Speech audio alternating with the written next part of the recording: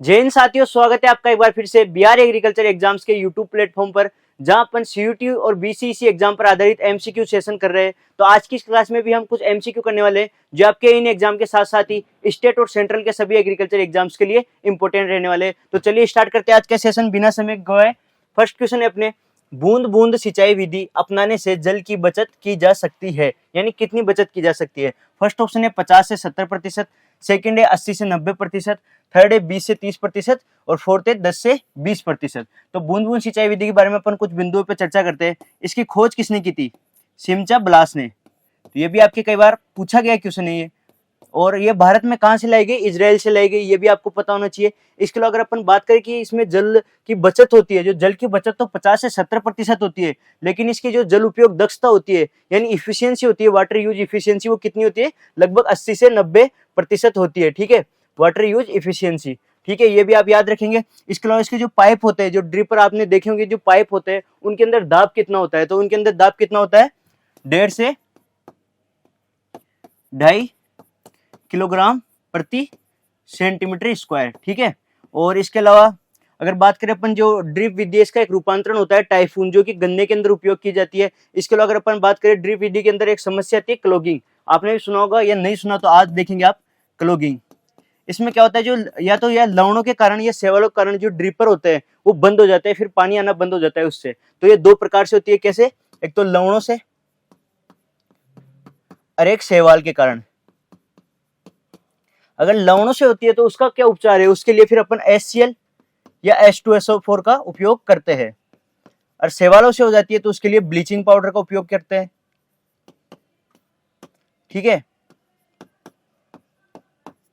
तो ये भी आपके लिए इंपॉर्टेंट है, इसे भी आप याद रख सकते हैं। तो चलिए अब चलते हैं अपन नेक्स्ट क्वेश्चन पे। अगला क्वेश्चन है, धान के 1 हेक्टेयर प्रतिरोपण के लिए पौध उगाने का क्षेत्रफल होना चाहिए, यानी नर्सरी क्षेत्रफल पूछा है अपने को। जो धान की नॉर्मल जो नर्सरी तैयार करते हैं उसके लिए कितना क्षेत्रफल चाहिए होता है? फर्स्ट ऑप्शन है अपने हेक्टेयर का 10वां हिस्सा, सेकंड है हेक्टेयर का 5वां हिस्सा, थर्ड है हेक्टेयर का 20वां हिस्सा और फोर्थ है इनमें से कोई नहीं। तो आपको पता होना चाहिए, जो धान की जो नॉर्मल नर्सरी अपन तैयार करते हैं तो उसमें कितना क्षेत्रफल चाहिए होता है अपने को? उसमें चाहिए होता है अपने को 1000 मीटर स्क्वायर। कितना? 1000 मीटर स्क्वायर, यानी 1 हेक्टेयर का 10वां हिस्सा अपने को चाहिए होता है। तो यहाँ पे फर्स्ट ऑप्शन राइट हो जाएगा। लेकिन अगर अपन बात करें डेपोक विधि से, अगर अपन नर्सरी तैयार करते हैं, किससे? डेपोक विधि से, तो कितना क्षेत्रफल चाहिए होता है अपने को? 25 से 30 मीटर स्क्वायर। ठीक है, और इसके अलावा एक होती है SRI विधि। SRI विधि से अगर अपन पौध तैयार करते हैं तो कितना क्षेत्रफल चाहिए होता है? तो SRI विधि से पौध तैयार करने के लिए अपने को 100 मीटर स्क्वायर, कितना? 100 मीटर स्क्वायर क्षेत्रफल चाहिए होता है। तो ये तीनों ही आप याद रखेंगे, तीनों ही आपके लिए इंपॉर्टेंट है। तो चलते हैं अभी के लिए अपन नेक्स्ट क्वेश्चन पे। अगला क्वेश्चन है, लाल मृदाओं में कौन सा मृदागण पाया जाता है? फर्स्ट ऑप्शन है एल्फीसोल, सेकंड है वर्टिसोल, थर्ड है मोलिसोल और फोर्थ है इंसेप्टिसोल। कौन सा? इंसेप्टिसोल। तो फर्स्ट ऑप्शन अपने जो एल्फीसोल, यही आपके राइट ऑप्शन हो जाएगा। लाल मृदाओं का गण कौन सा होता है? आपके एल्फीसोल होता है। ठीक है, और बात करें वर्टिसोल की तो काली मृदाओं का गण होता है। कौन सी मृदाओं का? काली मृदाओं का। ठीक है, ये भी आपके कई बार पूछा गया है, इसे भी आप याद रखेंगे। ठीक है, इसके अलावा आपके ये भी पूछा जाता है कि कौन सी मृदाओं में जो है जो फूलने और सिकुड़ने की क्षमता पाई जाती है। जो काली कपासी मृदाएं होती है, काली मृदाएं होती है, उनमें फूलने और सिकुड़ने का जो है गुण पाया जाता है। ये भी आप याद रखेंगे। और मोलिसोल वह मृदाएं जिनमें कार्बनिक पदार्थ अधिक होते हैं, वह उनका गण कौन सा होता है? मोलिसोल होता है। और इंसेप्टिसोल जो होता है पुरानी जलोढ़ मृदाओं का। ठीक है, पुरानी जलोढ़। और जो एंटीसोल है, एक आपने एक ये भी याद रखेंगे आप, जो एंटीसोल होता है वो नई जलोढ़ मृदाओं का गण होता है। कौन सा? एंटीसोल नई जलोढ़ मृदाओं का गण होता है। लेकिन जो इंसेप्टिसोल होता है वो पुरानी जलोढ़ मृदाओं का गण होता है। भारत में सर्वाधिक क्षेत्रफल इंसेप्टिसोल मृदा गण पाया जाता है, ये भी आप याद रखेंगे। यानी सर्वाधिक अपने पुरानी जलोढ़ मृदाएं पाई जाती है, ऐसे याद रखेंगे आप। ये भी पूछा जाता है, क्वेश्चन पूछा गया भी है शायद किसी एग्जाम के अंदर, तो याद रखेंगे आप। पुरानी जलोढ़ इंसेप्टिसोल, नई जलोढ़ एंटीसोल। पुरानी जलोढ़ इंसेप्टिसोल, नई जलोढ़ एंटीसोल। ठीक है, चलते हैं अगले क्वेश्चन पे। अगला क्वेश्चन है, यदि एक मृदा का पीएच मान 8.7 और ईसी 3 डेसीसाइमन प्रति मीटर और ईएसपी 18% से अधिक है या 18% है, ऐसा पूछा। 18% है तो उस मृदा को कहा जाएगा? फर्स्ट ऑप्शन है अम्लीय मृदा, सेकंड है क्षारीय मृदा, थर्ड है लवणीय मृदा और फोर्थ है लवणीय क्षारीय मृदा। तो आपने जो लवणीय मृदा है या फिर जो अपने प्रोब्लेमेटिक सोइल्स है उनके क्लासिफिकेशन में पढ़ा होगा कि जो मृदाएं होती है जिनका पीएच अगर 8.5 से अधिक हो और उनकी ईएसपी ESP अगर अपन बात करें 15% से अधिक हो, साथ ही अगर जो विद्युत चालकता है वो 4 डेसीसाइमन से कम हो, ऐसी मृदाओं को अपन क्या कहते हैं, ऐसी मृदाओं को अपन क्षारीय मृदा कहते हैं। तो ये यहाँ पे सेकंड वाला ऑप्शन फॉलो करिए। इसका pH 8.5 से अधिक है और EC 4 से कम है, और बात करें ESP की तो 15 से अधिक है, तो ये आपके क्षारीय मृदाएं हो जाएगी। लेकिन अगर अपन बात करें लवणीय मृदाएं की, तो लवणीय मृदाएं वो मृदाएं होती है जिनकी अगर अपन बात करें pH 8.5 से कम होता है, विद्युत चालकता 4 डेसीसाइमन से अधिक होती है, और बात करें अपन ESP की तो 15% से कम होती है। और जो लवणीय क्षारीय मृदाएं होती है एक आपके उन्होंने उनका वो भी क्लासिफिकेशन आपने पढ़ा होगा, तो ये भी आपके देखा होगा, जिसके अंदर लगभग सभी है जो ज्यादा पाया जाता है, pH भी ज्यादा पाया जाता है, ये भी आपको देखा होगा। कई किताबों में pH कम भी बता रखा है, तो आप अपनी किताब के अनुसार जा सकते हैं कि आपकी जो किताब है ऑथेंटिक किताब उसमें क्या दे रखा है, लेकिन आपको जो बेसिक क्लासिफिकेशन है वो यहाँ पे बता दिया गया है। और कई बार ये भी पूछा जाता है जो लवणीय मृदाएं होती है, कौन सी मृदा है, लवणीय मृदाओं का सुधार किससे करते हैं अपन, निक्षालन से करते हैं। किससे करते हैं, निक्षालन से। और क्षारीय मृदाओं का सुधार जिप्सम के द्वारा किया जाता है, ठीक है। और अम्लीय मृदाओं का चूना के द्वारा किया जाता है। ये इंपॉर्टेंट क्वेश्चन है, कई बार बार एग्जाम में रिपीट होते हैं, बिल्कुल इजी क्वेश्चन है, तो इससे भी आप याद रखेंगे, कंफ्यूज नहीं होंगे बिल्कुल भी, ये आप याद रखेंगे। चलते हैं अभी के लिए अगले क्वेश्चन पे। अगला क्वेश्चन है सिल्ट मृदा कणों का व्यास होता है। फर्स्ट ऑप्शन है 0.02 से 0.002 mm, ये mm है, ठीक है। इन सभी यूनिट को आप mm मान के चले, ठीक है। और सेकंड है आपके 2 से 0.2 mm, और थर्ड है 2 से 0.002 mm। तो बात करें अगर अपन ISS, ये ISSS यानी international society of soil science, इन्होंने जो मृदा कणाकार है इनका क्लासिफिकेशन दिया था, उसके आधार पे अपन थोड़ा क्लासिफिकेशन देखते हैं। एक तो होती है आपके मोटी बालू, कौन सी बालू, मोटी बालू। एक होती है महीन बालू, एक होती है सिल्ट, और एक होती है क्ले। जो मोटी बालू होती है उनका आकार, उनके कणों का आकार कितना होता है, उनके कणों का आकार होता है आपके कितना होता है, उनके कणों का आकार होता है 2 से 0.2 mm। और बात करें महीन बालू की तो 0.2 से 0.02 mm। और थर्ड है सिल्ट, यानी इसका कणों का आकार होता है 0.02 से 0.002 mm। और बात करें अगर अपन क्ले या मृतिका की तो इनके कणों का आकार होता है 0.002 से mm से कम, ठीक है। ये भी आप याद रखेंगे, ये इंपॉर्टेंट क्लासिफिकेशन है, कई बार एक बार एग्जाम में पूछा जाता है, आप इसे भी याद रखेंगे। तो यहाँ पे अपने को पूछा किसके लिए, सिल्ट के लिए पूछा है, तो आपने जो 0.02 से 0.002 mm वाला जो ऑप्शन है, यानी फर्स्ट ऑप्शन आपके राइट हो जाएगा, ठीक है। चलते हैं अभी के लिए अपन अगले क्वेश्चन पे। अगला क्वेश्चन है न्यूनतम जुताई की अवधारणा प्रारंभ हुई। फर्स्ट ऑप्शन है भारत से, सेकंड ऑप्शन है अमेरिका से, और थर्ड ऑप्शन है चीन से, और फोर्थ ऑप्शन है रूस से। तो जो न्यूनतम जुताई होती है इसकी अवधारणा कहाँ से प्रारंभ हुई थी आपके, इसकी अवधारणा प्रारंभ हुई थी यूएसए से, यानी अमेरिका से। और क्यों प्रारंभ हुई थी, जो तेल की कीमतों में बढ़ाव के कारण, तेल की कीमतों में बढ़ाव के कारण न्यूनतम जुताई है इसका कॉन्सेप्ट अपनाना पड़ा। क्योंकि जैसे अपन ज्यादा जुताई करते हैं तो ट्रैक्टर जो अपने वो भी चाहिए होता है, तो ट्रैक्टर के अंदर डीजल भी चलता है, तो डीजल के कारण जो कीमतें बढ़ी थी उसके कारण न्यूनतम जुताई का कॉन्सेप्ट आया था, इसे भी आप याद रखेंगे। और अमेरिका से आया था। इसके अलावा जो जीरो टिलेज होती है, एक आपके जीरो टिलेज का कॉन्सेप्ट कहाँ से आया था, वो भी अमेरिका से आया था। और खोज करता है कौन है, उसके जेबी ट्रिपलेट है, ये भी आप याद रखेंगे। अमेरिका से आया था कौन, न्यूनतम जुताई का कॉन्सेप्ट, ठीक है। अगले क्वेश्चन पे चलते हैं। बीटी कपास में कौन सा जीन स्थानांतरित किया गया। फर्स्ट ऑप्शन है कराइजीन, सेकंड है डीजू जीन, और थर्ड है नोरिन 10, और फोर्थ है टिप्थ 23A। तो बात करें अगर अपन बीटी कपास की, यानी बेसिलस thuringiensis कपास, तो इसमें कौन सा जीन स्थानांतरित किया गया था, आपके कराइजीन स्थानांतरित किया गया था। और कौन सा कराइजीन, कराई सेकंड AB, एक सेकंड, कराई सेकंड AB और कराई फर्स्ट AC, ठीक है। ये जीन भी पूछा जा सकता है आपसे कई बार, इसे भी आप याद रखेंगे। और बात करें डीजू जीन की तो ये धान से संबंधित है, ये आपको पता होगा। और नोरेन 10 गेहूं से संबंधित है। इसके अलावा बात करें टिप्थ 23 है, ये बाजरा से संबंधित है। ये तीनों ही बोनेपन के जीन है, ठीक है। चलते हैं अभी के लिए अपन आगे। अगला क्वेश्चन है निम्न में से सबसे कम जलमांग है। फर्स्ट ऑप्शन है धान की, सेकंड है आलू की, थर्ड है बाजरा की, और फोर्थ है गन्ना की। तो यहाँ पे अपन इनकी चारों की जलमांग देख लेते हैं एक बार, जिससे अपने को पता चल जाएगा डायरेक्ट कि किसकी जलमांग सबसे कम है। तो धान की जलमांग होती है कितनी आपके, 900 से 2500 mm, और आलू की कितनी होती है 500 से 700 mm। इसके अलावा बाजरा की कितनी होती है 350 से 450 mm। और गन्ना की 1500 से 2500 mm। तो यहाँ पे आपको सबसे कम किसकी दिख रही है, बाजरा की दिख रही है, तो यानी आपके जो थर्ड ऑप्शन है ये वाला राइट हो जाएगा। ठीक है, तो आप ये जलमांग भी याद रखेंगे, कई बार जलमांग से भी क्वेश्चन पूछा जाता है, तो आप इसे भी याद रखेंगे। ठीक है, तो चलते अभी के लिए अपन आगे।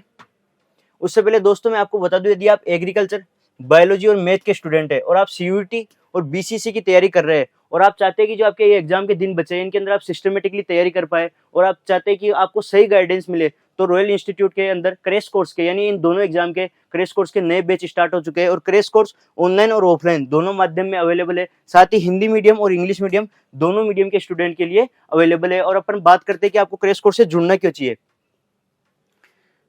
तो क्रैश कोर्स से यदि आप जुड़ते हैं तो आपको ऑफलाइन क्लासरूम मिलने वाले हैं जो कि बिल्कुल मॉडर्न क्लासरूम रहने वाले हैं। इसके अलावा अगर आप ऑफलाइन नहीं जुड़ पाते तो आपको ऑनलाइन बैच मिलेगा, लाइव बैच मिलेगा, जो यहाँ पढ़ाया जाएगा वही आपको आपके मोबाइल या लैपटॉप के अंदर देखने को मिलेगा। और इसके अलावा आपके कोर्स भी कंप्लीट कराया जाएगा। जैसे आप, मैंने पहले भी बताया ये चीज कि जो कई बार स्टूडेंट को डाउट रहता है कि इतने से दिन बचे एग्जाम के, इनके अंदर अपना कोर्स कंप्लीट होगा या नहीं, तो आप बिल्कुल निश्चिंत रहिए, आपका कोर्स भी इन दिनों के अंदर कंप्लीट कराया जाएगा। इसके अलावा आप अगर किसी कारण से मान लीजिए आप लाइव क्लास अटेंड नहीं कर पाते तो आपको वो कोर्स है, यानी वो जो आपकी क्लास है वो बिल्कुल रिकॉर्डेड फॉर्मेट में भी बाद में देखने को मिल जाएगी। तो आप इससे भी बिल्कुल निश्चिंत रहिए। और अगर आपको जो भी यहाँ पढ़ाया जाएगा उसकी 4K पीडीएफ मिलेगी। इससे पीडीएफ का फायदा क्या है कि जो भी आप पढ़ेंगे, यानी जो भी आप पढ़ाया जाएगा आपको जो भी, उसको आप रिवाइज करने में आपकी आसानी रहेगी। जैसे पीडीएफ से देख के आप आसानी से रिवाइज कर सकते हैं। एक तो आप नोट्स बनाएंगे फिर पढ़ेंगे और एक आपको पीडीएफ मिल रही है, उससे आप रिवाइज कर सकते हैं जल्दी, यानी आसानी से रिवाइज कर सकते हैं एक प्रकार से। और डीपीपी और एक्सरसाइज शीट का क्या उद्देश्य रहता है, जैसे अपन यहाँ एमसीक्यू कर रहे हैं, इनका क्या उद्देश्य है कि आपका रिवीजन हो जल्दी और इसके साथ ही आपके कॉन्सेप्ट क्लियर होते जाए। तो डीपीपी और एक्सरसाइज शीट का भी यही उद्देश्य रहता है कि आपके कॉन्सेप्ट क्लियर हो। जितनी ज्यादा आप प्रैक्टिस करते रहेंगे उतनी ज्यादा आपके कॉन्सेप्ट क्लियर होंगे और उतनी ज्यादा आपको चीजें याद होती जाएगी। और इसके अलावा आपकी डाउट क्लास भी यहाँ संस्थान में लगाई जाती है और ऑनलाइन भी लगाई जाती है और प्रॉब्लम सॉल्विंग काउंटर भी अवेलेबल है। जो स्टूडेंट ऑनलाइन जुड़ते हैं वो क्या करें, सिंपली अपने डाउट संस्थान के हेल्पलाइन नंबर पे भेज सकते हैं। आपको 24 से 48 घंटे के भीतर आपके डाउट का जवाब मिल जाएगा। ठीक है, और वीकली माइनर टेस्ट कराए जाते हैं, मंथली मेजर टेस्ट, और जो आपको कंप्लीट टेस्ट सीरीज है वो भी प्रोवाइड कराई जाती है, जिसमें कंप्लीट सिलेबस के आधार पर जो लेटेस्ट पैटर्न है उसके आधार पर आपके टेस्ट कराए जाते हैं। सब्जेक्ट वाइज भी, टॉपिक वाइज भी और कंप्लीट सिलेबस पे भी आपके टेस्ट कराए जाते हैं। ठीक है, और रेगुलर मोटिवेशनल सेमिनार भी ऑनलाइन और ऑफलाइन दोनों ही स्टूडेंट के लिए अवेलेबल है। साथ ही अगर आप सीयूटी का क्रैश कोर्स परचेज करते हैं तो आपको बीसीईसी का क्रैश कोर्स बिल्कुल फ्री मिलने वाला है। तो यदि आप संस्थान से जुड़ना चाहते हैं तो संस्थान के हेल्पलाइन नंबर पे कॉल करके आप सिंपली संस्थान से जुड़ सकते हैं। चलते हैं अभी के लिए अगले क्वेश्चन पे। अगला क्वेश्चन है, फसलों में लोहे तत्व की कमी प्राय दिखाई देती है। फर्स्ट ऑप्शन है नई व ऊपरी पत्तियों पर, सेकंड है पुरानी व निचली पत्तियों पर, थर्ड है सबसे निचली पत्तियों पर, और फोर्थ है इनमें से कोई नहीं। तो यहाँ पे अपन एक कॉन्सेप्ट जानते हैं, जो अपने पोषक तत्व है उनका पौधों के अंदर गतिशीलता के बारे में अपन जानते हैं। तो जैसे ये मान लीजिए आप प्लांट है, चित्र पे न जाए आप, सिंपली मैं आपको समझाने की कोशिश कर रहा हूँ। ये प्लांट है, ये ऊपरी पत्तियां हो गई, ये प्लांट का मध्य भाग या मध्य पत्तियां हो गई, और ये इससे ये शीर्ष कलिका हो गई बिल्कुल, और ये बिल्कुल नीचे वाला पार्ट हो गया। तो जो नीचे वाला पार्ट होता है उनमें किन किन की पोषक तत्वों के कमी के लक्षण दिखाई देते हैं अपने को, NPK, Mg, MO और Cl। ठीक है, और जो मध्य भाग होता है यहाँ पे जिंक के। कई बार आपको ऐसा भी पूछा जाता है कि जो नई और पुरानी दोनों पत्तियों पर किस पोषक तत्वों के कमी के लक्षण दिखाई देते हैं, तो जिंक के दिखाई देते हैं, ये भी आप याद रखेंगे। इसके अलावा अगर अपन बात करें ऊपर के भाग में तो फेरस, मैग्नीज, इसके अलावा आपके कॉपर और सल्फर, इनकी कमी के लक्षण जो अपने ऊपरी पत्तियां है या नई पत्तियां है उन पे दिखाई देते हैं, और शीर्ष भाग पर कैल्शियम और बोरोन के। ठीक है, ये इनके जो पौधे के अंदर जो गतिशीलता है उसका भी क्रम यही है। इसे आप ऐसे भी याद रख सकते हैं और ऐसे भी याद रख सकते हैं। जो निचले पत्तियां है यानी पुरानी पत्तियां है उन पे किसकी कमी के लक्षण दिखाई देते हैं आपके, ये यहाँ पे दे रखा है NPK, MgMO और Cl, और मध्य भाग पर जिंक के, और ऊपरी भाग पे फेरस, मैग्नीज, कॉपर, सल्फर, और शीर्ष भाग पर कैल्शियम और बोरोन के। तो यहाँ पे अपने को काय का पूछा है, लोहे यानी फेरस का अपने को पूछा है। तो जो ऊपरी पत्तियां है और नई पत्तियां उन पे जो फेरस की कमी के लक्षण दिखाई देंगे, यानी अपने फर्स्ट वाला ऑप्शन राइट हो जाएगा। ठीक है, तो चलते हैं अभी के लिए अगले क्वेश्चन पे। अगला क्वेश्चन है अपने, जेली तैयार करते समय अंतिम बिंदु परीक्षण की जांच करते हैं।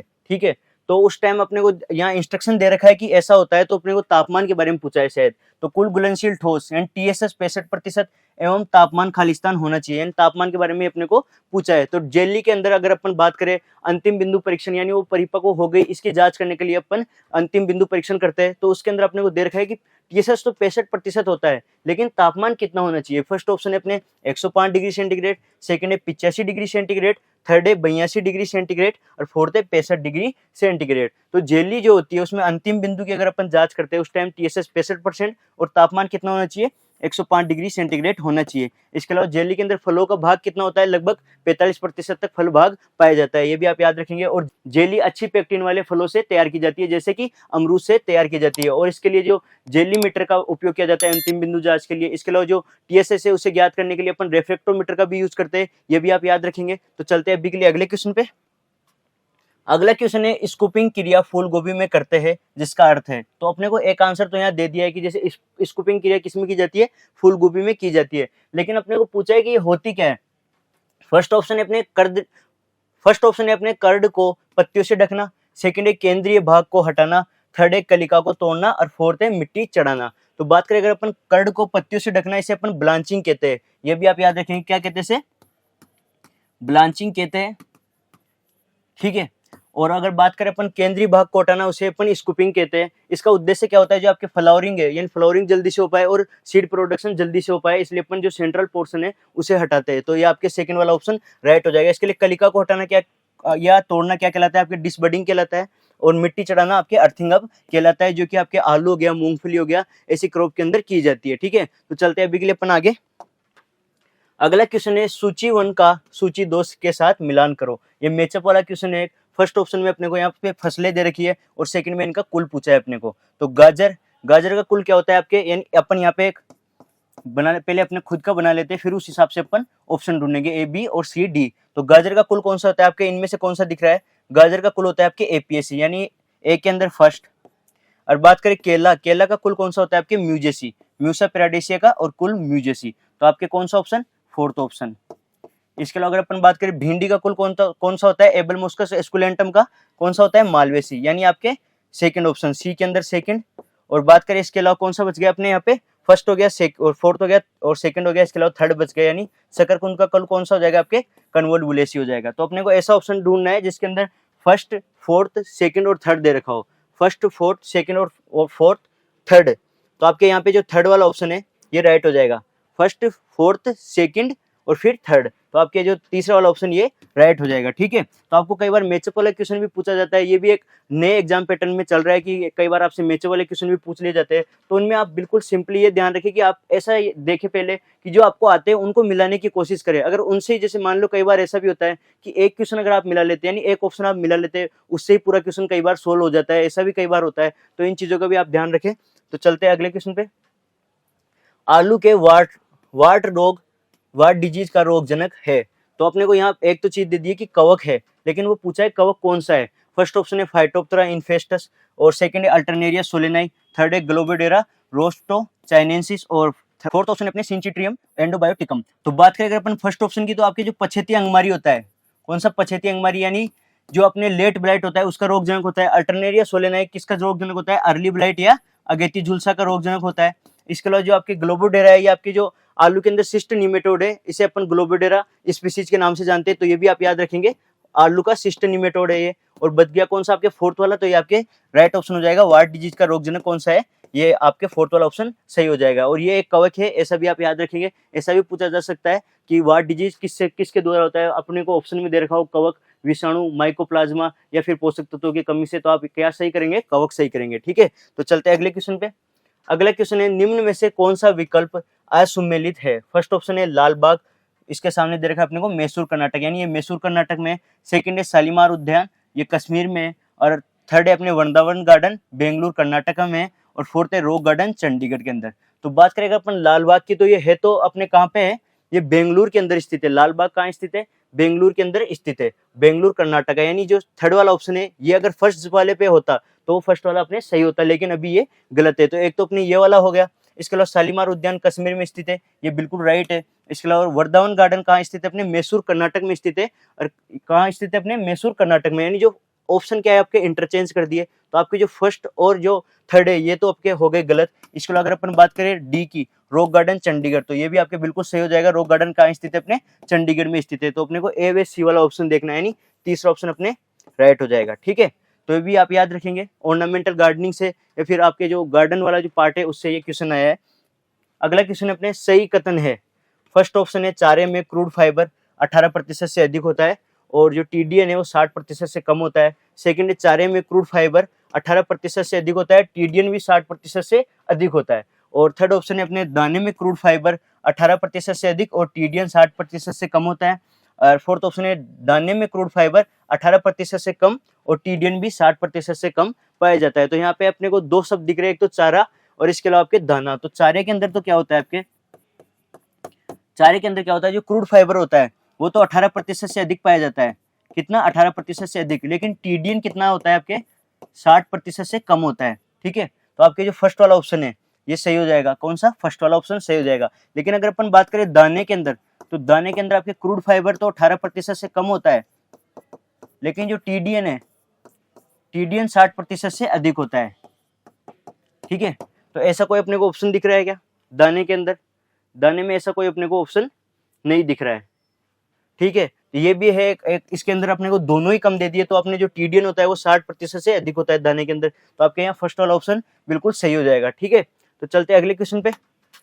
अगला क्वेश्चन है अपने उम्र निर्धारण हेतु मुख्यतः किस दांत का उपयोग किया जाता है? फर्स्ट ऑप्शन है मोलर, सेकंड है प्रीमोलर, थर्ड है इंसाइजर और फोर्थ है केनाइन दांत। बात करें अगर अपन उम्र निर्धारण की, तो उसके अंदर अपन जो कर्तन दांत होते हैं यानी इंसाइजर दांत जो होते हैं इनका अपन मेनली उपयोग करते हैं। इसके साथ ही आप ये भी याद रखेंगे गाय भैंस भेड़ बकरी के ऊपरी जबड़े के अंदर कर्तन दांत अनुपस्थित होते हैं। तो आपके क्या कौन सा ऑप्शन राइट हो जाएगा? थर्ड वाला ऑप्शन राइट हो जाएगा, इंसाइजर या जो आपके कर्तन दांत होते हैं उनका उपयोग अपन काय में करते हैं? उम्र निर्धारण के लिए करते हैं। ठीक है, अगले क्वेश्चन पे चलते हैं। फेरोइंग है, यानी फेरोइंग क्या है? फर्स्ट ऑप्शन है भेड़ में ब्याने की क्रिया, सेकंड है सुअरी में ब्याने की क्रिया, थर्ड है बकरी में ब्याने की क्रिया और फोर्थ है घोड़ी में ब्याने की क्रिया। तो भेड़ में ब्याने की क्रिया को अपन क्या नाम से जानते हैं? लेम्बिंग से। ठीक है, और अगर सूरी की बात करें तो आपके फेरोइंग यानी सेकंड वाला ऑप्शन आपके राइट हो जाएगा यहाँ पे। और बकरी के अंदर कीडिंग नाम से जानते हैं और घोड़ी के अंदर अपन फोलिंग नाम से जानते हैं। तो ये भी आप याद रखेंगे, कई बार ऐसा ही पूछा जा सकता है शब्दावलियों से, अपने क्वेश्चन है पशुपालन की शब्दावलियों से। ठीक है, अगला क्वेश्चन है करण स्विस किसकी प्रसिद्ध नस्ल है? फर्स्ट ऑप्शन है गो पशु, सेकंड है भैंस, थर्ड है बकरी और फोर्थ है भेड़। तो आपकी जो करण स्विस है ये गाय की प्रमुख नस्ल है, फेमस नस्ल है और किन के द्वारा विकसित की गई? आपके एनडी आ रहा है, यानी national dairy research institute Karnal के द्वारा जो है इन नस्लों को विकसित किया गया। तो अपने यहाँ पे अपन दो जो नस्लें हैं उनके बारे में देखते हैं एक बार। एक तो होती है आपके करण स्विस, एक होती है करण फ्रीज। इनके क्रॉस को अपन देखते हैं एक बार कि इनका किसके द्वारा, किन जो नस्लों का क्रॉस कराकर इन्हें विकसित किया गया। तो जो अपने करण स्विस है इसे एक तो साहिवाल और ब्राउन स्विस इनका क्रॉस कराकर विकसित किया गया। और बात करें अगर अपन करण फ्रीज की, तो यहाँ पे आप ये भी याद रखेंगे जो ये साहिवाल है ये तो फीमेल पेरेंट है और ब्राउन स्विस कौन सा है? आपके मेल पेरेंट है। ठीक है, और बात करें अगर करण फ्रीज की, तो करण फ्रीज के अंदर आपके एक तो थार पारकर और इसके अलावा एचएफ यानी होलिस्टन जो काउ है उसका क्रॉस कराकर ये करण फ्रीज को विकसित किया गया। तो ये भी आप याद रखेंगे, ये आपके फीमेल पेरेंट है और ये मेल पेरेंट है। ठीक है, ये क्रॉस भी आप याद रखेंगे, ये भी इंपोर्टेंट क्रॉस है। और किसके द्वारा विकसित की गई ये नस्लें? एनडीआरआई करनाल के द्वारा विकसित की गई। ठीक है, चलते हैं अगले क्वेश्चन पे। अगला क्वेश्चन है निम्न में से कौन सी विधि में तैयार पौधे मात्र पौधों के समरूप नहीं होते हैं? फर्स्ट ऑप्शन है बीज, सेकंड है टिश्यू कल्चर, थर्ड है कलम और फोर्थ है इनार्चिंग। तो बात करें अगर अपन अपने को ये पूछा है मात्र पौधों के समान नहीं होते, तो कौन सी विधि से तैयार पौधे नहीं होते? वो आपके जो बीजों के द्वारा अपन तैयार करते हैं उस विधि से तैयार पौधे मात्र पौधों के समान नहीं होते, यानी उनके अंदर विविधताएं पाई जाती है। संतति के अंदर मात्र पौधों के तुलना के अंदर विविधता पाई जाती है, ये आप याद रखेंगे। और इसके अलावा अगर अपन बात करें जो बीज द्वारा पौधे तैयार करते हैं उनके अपने लाभ क्या क्या होते हैं, तो एक तो ये सस्ती विधि है, आपको ये पता है बीज द्वारा तैयार करें सस्ती और बिल्कुल आसान विधि है। यानी कोई भी बीज लेगा और कहीं भी जैसे अपन चाहते हैं कहीं भी गार्डन में या कहीं भी ले जाकर बीज लगा दो, बिल्कुल आसान विधि है। तो ये आपको पता होना चाहिए। इसके अलावा जो इससे तैयार जो पौधे होते हैं बीज विधि से तैयार, तो इनमें क्या है, कोई भी तनाव होता है जैसे कि आपके रोग हो गए, कीट हो गए या पोषक तत्वों की कमी हो गई, इन्हें सहन करने की क्षमता पाई जाती है, तनाव को सहन करने की क्षमता पाई जाती है। इसके अलावा अगर अपन बात करें कुछ हानियों के बारे में, तो जैसे कुछ जो अपने पौधे होते हैं, जैसे केला है एक, केले के अंदर बीज नहीं पाया जाता। अब बताओ केले का प्रवर्धन कैसे करेंगे? तो केले के लिए अपन बीज उपयोग कर नहीं सकते, तो ये कुछ इसकी हानियां हो जाती है। इसके अलावा जो अपन बीज से तैयार अगर पौधे करते हैं तो इनके अंदर फल जो आता है, यानी फल लेट आते हैं, ये भी आप याद रखेंगे, फलन लेट होता है, ठीक है, फलन लेट, इसलिए इनका उपयोग अपन वो बीज का उपयोग अभी कम होता है, ये आपको पता होना चाहिए। और अगर बात करें टिश्यू कल्चर की, तो इससे एक क्वेश्चन पूछा जाता है कि जो कम समय के अंदर अधिक पौधे किस विधि से तैयार किए जाते हैं अपने टिश्यू कल्चर से। और कलम विधि आपके जो अलग अलग कलम है, जैसे कि जड़ कलम हो गए, आपके तना कलम हो गई, पत्ती कलम हो गई, इनका उपयोग किया जाता है प्रवर्धन के लिए। इनआर्चिंग को आपको पता होना चाहिए, अटैच ग्राफ्टिंग भी कहते हैं। इनआर्चिंग किस में उपयोग की जाती है? मेनली चीकू के अंदर, इसके अलावा आम में भी उपयोग की जाती है, ठीक है। तो आज के लिए दोस्तों इतना ही। अगर आपको ये सेशन पसंद आया तो वीडियो को लाइक कीजिए, साथ ही कमेंट करके आप ये भी बता सकते हैं कि आपको किस टॉपिक से रिलेटेड क्वेश्चन चाहिए, ताकि हम आपके लिए वो क्वेश्चन लेके आ सके। तो धन्यवाद, मिलते हैं आपसे नेक्स्ट सेशन में।